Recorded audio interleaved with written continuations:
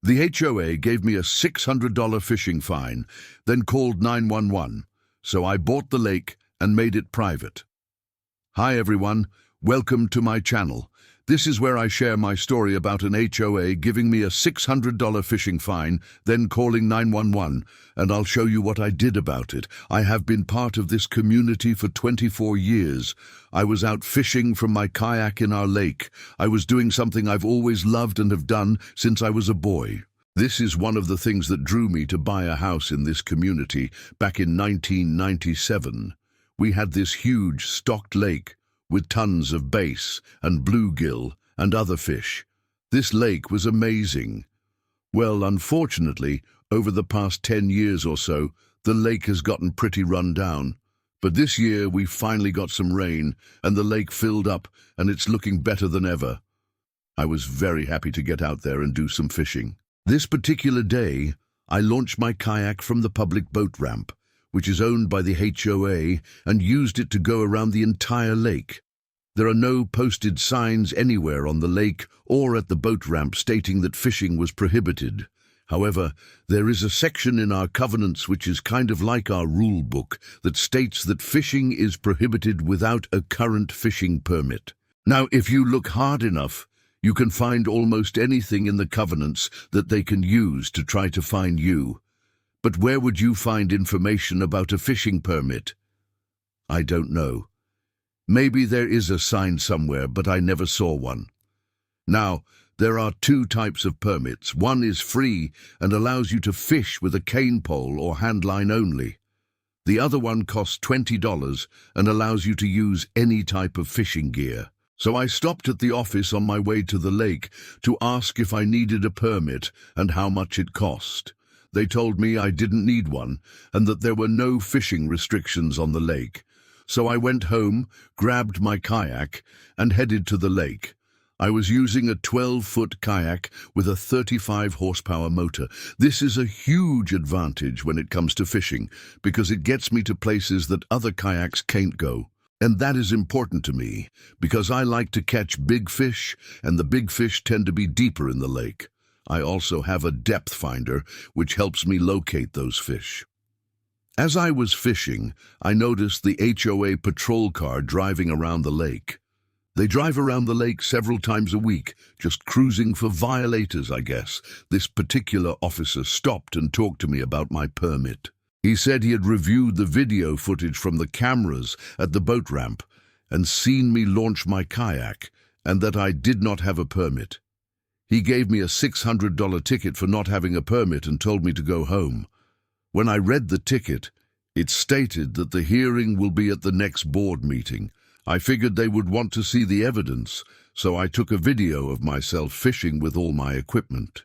I even put in a bobber with a note saying no permit required. I submitted the video and waited for the hearing. At the hearing, they claimed that the covenants clearly stated that a permit was required for any motorized watercraft, which included my kayak. I argued that there were no signs posted stating that a permit was required, nor was there any place that stated that a permit was required to launch a kayak. Their response was that I should have known, and that ignorance of the law is no excuse. I asked them why they didn't bring this up when I originally stopped at the office, but they said that wasn't relevant. They voted and decided to uphold the fine. Not only that, but they also decided to call the police and have me criminally charged for fishing without a permit. I asked if they wanted me to come in and turn myself in. They said yes. So I did. When I got to the station, I explained what happened. They took my information and told me that I would have to go to court. As I was leaving, I asked how many people they had to deal with like me. People who thought they could just do whatever they want in the lake. The young officer just smiled and said that I was the first. I knew I was not the first. I was just the most recent. So I ended up going to court, paying the fines and being placed on probation for 6 months. If I had been convicted, the fine would have been $1,500.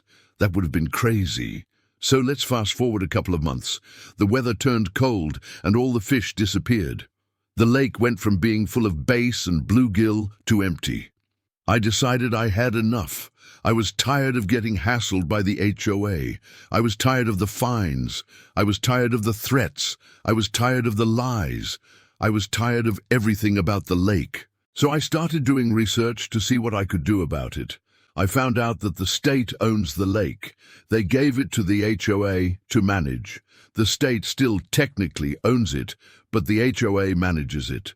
So I contacted the state and asked how I could get permission to fish on their lake. The representative was very surprised to hear that I needed a permit from the HOA to fish in a lake that the state owned. He agreed that something didn't sound right. He took my contact information and said he would check into it and get back to me. About a week later, he called me and said that I was good to go. I could fish on their lake anytime I wanted. I was so happy to hear that. I was so excited that I could finally fish in the lake again.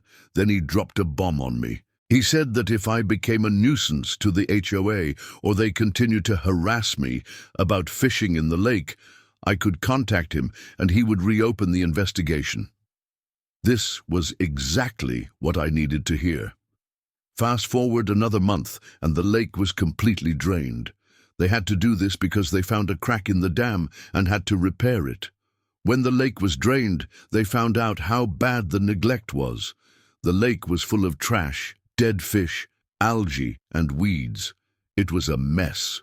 I saw this as my opportunity to make the lake fishable again. I offered to pay to have it restocked with bass and bluegill. They declined my offer. I was disappointed, but I understood.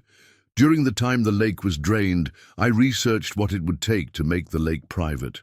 After talking to several people and checking with my attorney, I decided to go for it.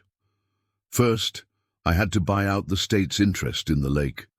The purchase agreement had a provision that allowed the HOA to sell their interest in the lake to a member, which is exactly what I did. I paid the state for their interest in the lake. Next, I had to do a title search to make sure there weren't any liens on the property.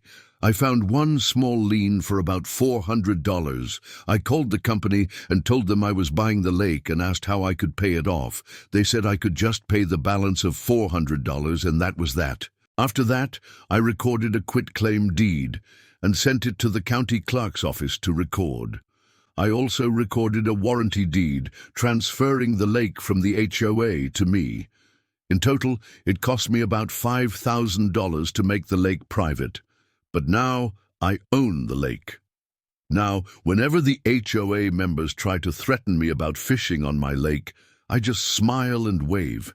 And sometimes I even see them fishing and I wonder if they're thinking what I'm thinking. If you enjoyed the video, please hit the thumbs up button. Thank you for watching.